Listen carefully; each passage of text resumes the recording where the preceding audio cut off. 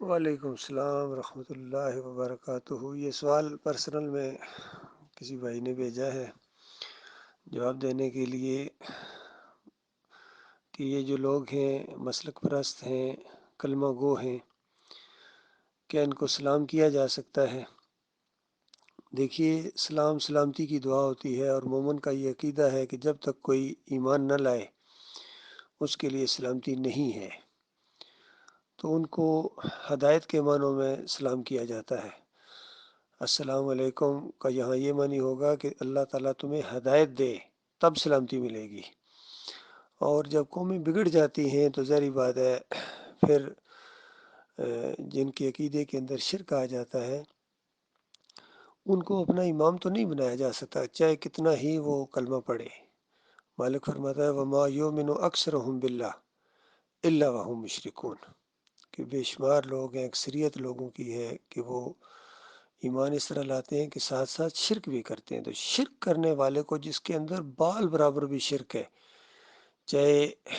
وسیلے کا شرک ہے، چاہے پکاروں کا شرک ہے، نظر و نیازوں کا شرک ہے، واسطے وسیلوں کا شرک ہے،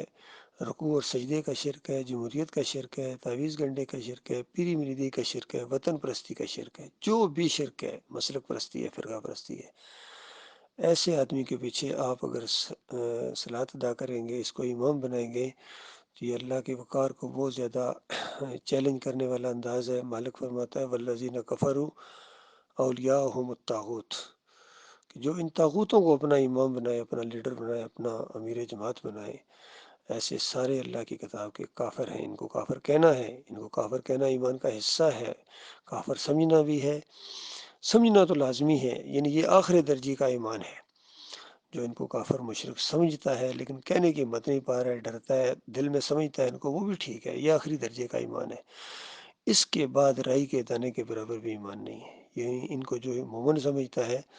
مسلک پرستوں کو، قبر کے پجاریوں کو، گنبد کے پجاریوں کو،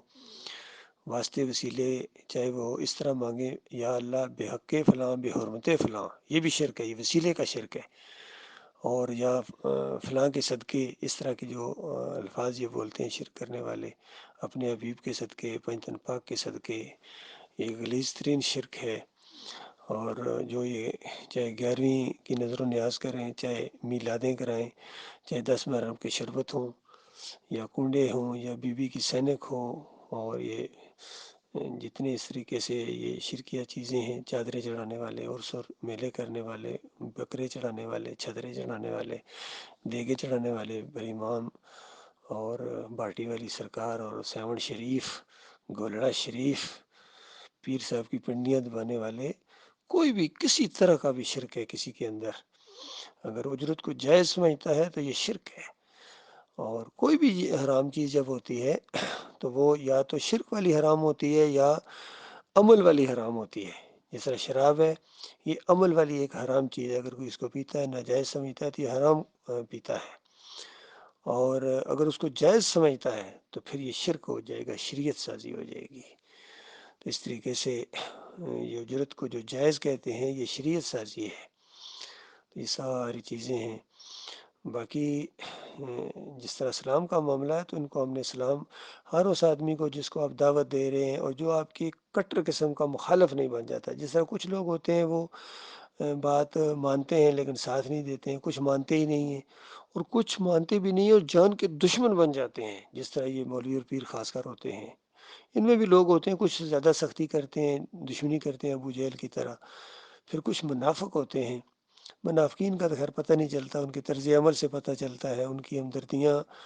مخلص مومنوں کے ساتھ نہیں ہوتی ہیں، کافروں مشرکوں کے ساتھ ہوتی ہیں، کوئی موقع نہیں چھوڑتے ہیں مومنوں کی ٹانگیں کھینچنے کا اور مومنوں کو آپس میں لڑانے کا۔ تو وہ منافق ہوتے ہیں، پر وہ ان کا ظاہری شرک نہیں ہوتا ہے، تو ان کو آپ ابھی آپ پہچان سکتے ہیں لیکن اب ڈائریکٹ اس کو منافق نہیں کہا جا سکتا، یا ہاں 4 باتیں اگر اس کے اندر آ جائیں تو پھر تو بالکل پکا منافق ہے۔ نبی علیہ السلام نے فرمایا جب امانت رکھی جائے تو خیانت کرے، جب عہد و پیمان کیے جائیں پھر توڑ دے، عہد و پیمان توڑ دینے والے ہوتے ہیں، اور پھر بھی جب بھی بولیں جھوٹ بولیں، جھوٹ بہت بولتے ہیں یہ منافق۔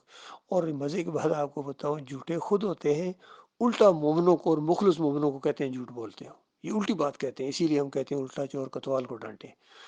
اور اگر چوتھی بات بھی آ گئی کہ جب بھی گفتگو ہوتی ہے سخت لہجے کے اندر بدتمیزی کے ساتھ بات کرتے ہیں، بالکل آپے سے باہر ہو جاتے ہیں اور نفرت کے ساتھ گالیاں بکنا شروع ہو جاتے ہیں، یہ آخری درجے کی گالی ہوتی ہے، چاہے چھوٹی گالی دیں چاہے بڑی گالی دیں، کوئی ہلکی گالیاں دیتے ہیں، کچھ ذرا بڑی دیتے ہیں، کچھ بہت بڑی دیتے ہیں، تو یہ ان کے اپنے اس کا ظرف کا معاملہ ہے، تو یہ تو پھر پکے منافق ہیں۔ یہ معاملہ ہے میرے بھائی، اللہ تعالیٰ ایمان خالص کے اوپر قائم رکھے۔ یہ دعوتی دور ہے، اس کے اندر بہت ہی خلوص کے ساتھ اس حوالے سے یہ بھی ایک بات آج ساتھی سن لیں۔ ڈاکٹر مسعود الدین عثمانی رحمۃ اللہ علیہ سے اسی طریقے سے پوچھا گیا کہ یہ سلام کرنا، ان کو تو ڈاکٹر صاحب کہتے ہیں کہ جو دنیاوی معاملات ہوتے ہیں کسی کے ساتھ کاروباری لین دین ہے اس کو تو بڑھ بڑھ کے سلام کرتے ہو کہ کہیں کاروبار کے اندر فرق نہ آ جائے، اور میں اللہ کے دین کے لیے جب میں دین کی دعوت دے رہا ہوں میں ان کو سلام کرتا ہوں تو تم اعتراض کرتے ہو۔ تو اس سلسلے میں بھی محمد حنیف کا ڈاکٹر مسعود الدین عثمانی رحمۃ اللہ علیہ سے اختلاف تھا اس معاملے میں بھی، یہ بھی سلام کرنے کے اس طریقے سے قائل نہیں تھی، اصل میں فہم نہیں ہے، اصل میں فہم نہیں ہے، تو یہ معاملہ ان کا۔ اللہ تعالیٰ غور و فکر کرنے کی توفیق عطا فرمائے۔